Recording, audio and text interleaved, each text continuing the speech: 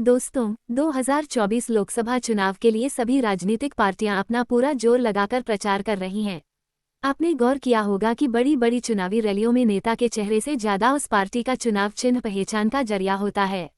लेकिन ऐसा क्यों? आपने देखा होगा जब मतदाता वोट करते हैं तो उन्हें ईवीएम पर अपने नेता की शक्ल नहीं बल्कि चुनाव चिन्ह दिखता है। भारत की राजनीतिक पार्टियों के साथ साथ उनके चुनाव चिन्ह का भी अपना दिलचस्प इतिहास रहा है। आज के इस वीडियो में हम आपको बताएंगे कि कैसे कांग्रेस और बीजेपी को अपना चुनावी चिन्ह मिला।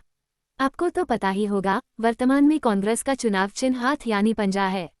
लेकिन 1951 में हुए देश के पहले लोकसभा चुनाव में इसका चिन्ह कुछ और ही था। एक समय पर तो कांग्रेस के पास अपना चुनावी चिन्ह हाथी या साइकिल में बदलने का विकल्प भी था। आइए जानते हैं कि कांग्रेस ने पंजे को ही चुनाव चिन्ह क्यों चुना। भारतीय राष्ट्रीय कांग्रेस देश का सबसे पुराना राजनीतिक दल है। इसकी स्थापना 1885 में हुई थी। जब 1951-52 में देश का पहला आम चुनाव हुआ तो जवाहरलाल नेहरू के नेतृत्व में कांग्रेस दो बैलों की जोड़ी के चुनाव चिन्ह पर वोट मांगा करती थी। ये सिंबल आम लोगों और किसानों के बीच तालमेल बनाने में सफल रहा और करीब 2 दशक तक कांग्रेस पार्टी इसी चिन्ह के साथ चुनावी मैदान में उतरी। लेकिन 1970-71 में कांग्रेस में विभाजन हो गया। क्योंकि पार्टी 2 धड़े में बंट गई थी, इसलिए 2 बैलों की जोड़ी वाला चिन्ह चुनाव आयोग ने जब्त कर लिया। कामराज के नेतृत्व वाली पुरानी कांग्रेस को तिरंगे में चरखा देकर और इंदिरा गांधी के नेतृत्व वाली नई कांग्रेस पार्टी को गाय और बछड़े का चिन्ह देकर विवाद का निपटारा हुआ। हालांकि 1 दशक के अंदर ही कांग्रेस पार्टी में चिन्ह पर फिर विवाद छिड़ गया। साल 1977 में आपातकाल खत्म होने के बाद इंदिरा गांधी के दौर में कांग्रेस की लोकप्रियता में काफी गिरावट आई। इसी दौर में चुनाव आयोग ने गाय और बछड़े के चिन्ह को भी जब्त कर लिया। कांग्रेस एक मुश्किल दौर से गुजर रही थी। परेशानी की हालत में इंदिरा गांधी तत्कालीन शंकराचार्य स्वामी चंद्रशेखरेंद्र सरस्वती का आशीर्वाद लेने पहुंची। कहते हैं कि इंदिरा गांधी की बातें सुनने के बाद शंकराचार्य मौन हो गए। कुछ देर बाद उन्होंने अपना दाहिना हाथ उठाकर आशीर्वाद दिया। आपको बता दें कि कांग्रेस के वर्तमान चुनाव चिन्ह पंजा की कहानी यहीं से शुरू हुई। 1979 में कांग्रेस के एक और विभाजन के बाद इंदिरा गांधी ने कांग्रेस की स्थापना की। उन्होंने बूटा सिंह को चुनाव सिंबल फाइनल कराने के लिए चुनाव आयोग के कार्यालय भेजा।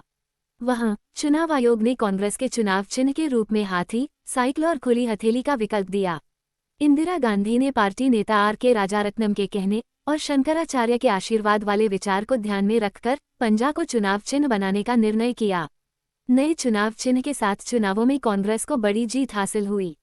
इस चिन्ह को पार्टी के लिए गुड लक समझा जाने लगा और तब से लेकर अब तक कांग्रेस पार्टी के उम्मीदवार इसी चिन्ह के साथ चुनावी मैदान में उतरते हैं।